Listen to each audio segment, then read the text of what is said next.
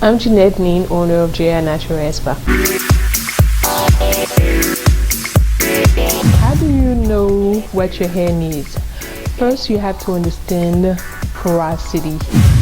If you have a low porosity or high porosity, most likely you're not retaining, whether it's a moisturizing or the strengthening treatment. There's two ways to test it out, is to take few strands of your hair, take a cup of water, put it in the water.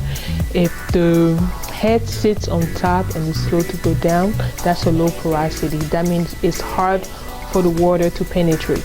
If the hair goes straight to the bottom, that means it's high porosity. If the hair slowly goes down, then it has a more healthy porosity. How do you know your hair needs protein?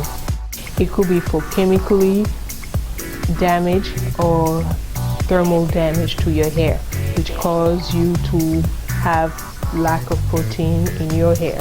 If your hair is damaged or breaking, you will need the protein to kind of give a temporary fix to your hair.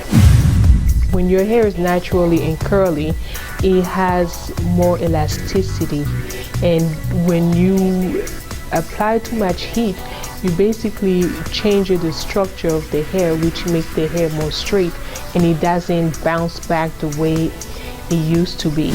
Normally you lose about 80 to 100 strands a day, so if you see like a big handful, then you might need to be concerned, but a little bit of hair shedding is normal.